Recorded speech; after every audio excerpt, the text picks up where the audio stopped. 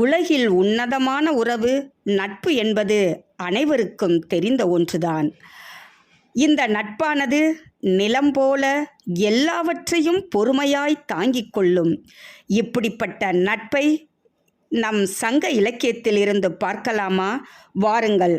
அன்பு உறவுகளுக்கு என் இனிய வணக்கம். நான் உங்கள் கலை. இலக்கியங்கள் இன்று வரை போற்றி கொண்டாடும் நட்பு யாருடைய நட்பை பற்றி தெரியுமா?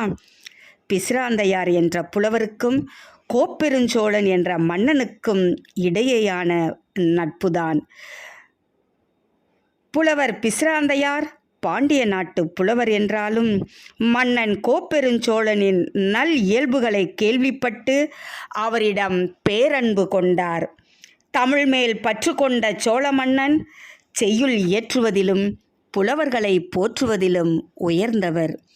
இத்தகைய மன்னன் மீது தமிழ் சான்றோர் அன்பாக இருப்பது இயல்புதானே. பாண்டிய நாட்டுக்கு செல்வோர் வாயிலாக தன் அன்பை புலவருக்கு தெரிவித்தார் கோப்பெருஞ்சோழன். இதை அறிந்த மன்னரின் புதல்வர்கள் தந்தையோடு போரிட்டு நாட்டை கைப்பற்ற தயாராகிவிட்டனர்.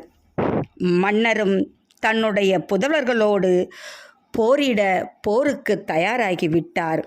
உடனே புலவர் எயிற்றியனார், மன்னா, நீ மறைந்த பிறகு இந்த நாடு யாருக்கு?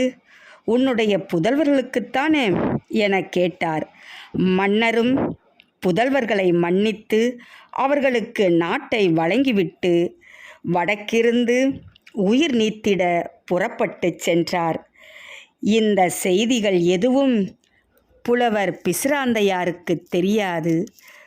சோழ மன்னருடன் சென்ற புலவரிடம், புலவரே, என் நண்பர் பிசிராந்தையார் என்னை காண வருவார். அவரிடம் என் அன்பான நட்பை தெரிவித்து விடுங்கள் என்றார். உடனே புலவர், மன்னா, அது எப்படி முடியும்? இங்கு நடந்தது எதுவும் அவருக்கு தெரியாதன்றோ? ஆனால் சோழ மன்னன் புலவர் பிசிராந்தையார் நிச்சயம் என்னை காண வருவார் என்றார். நட்பின் மிகுதியால் மன்னர் தன்னை மறந்து பேசுகின்றார் என அருகில் இருந்த சான்றோர் தமக்குள் பேசிக்கொண்டனர். இது மன்னரின் காதில் விழுந்தது.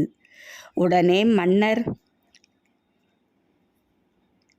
சான்றோர், நான் செல்வ செழிப்போடு இருக்கும்போது என்னை காண வந்தவர் இல்லை.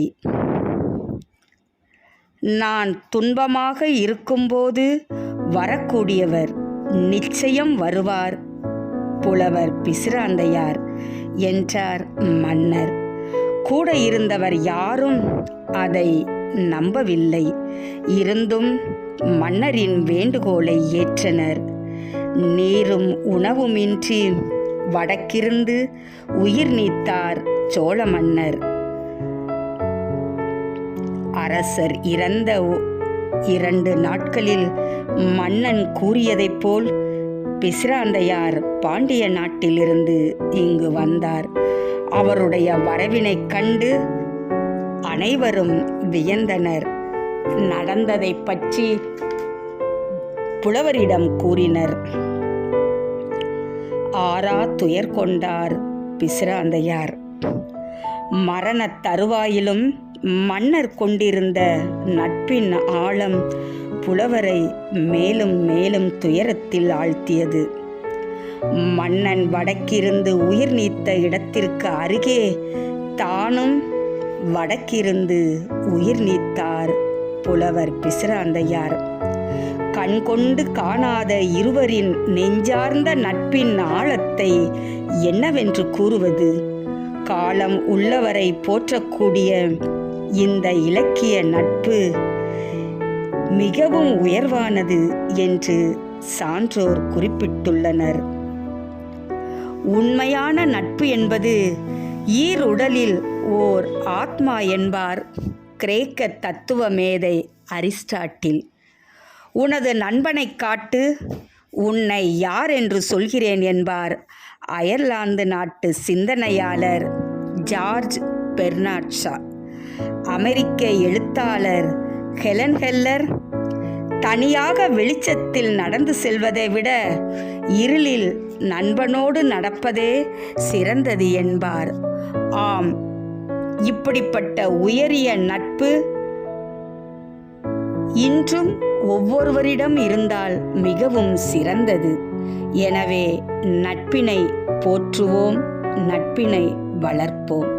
நன்றி. மீண்டும் அடுத்த பதிவில் சந்திப்போம்.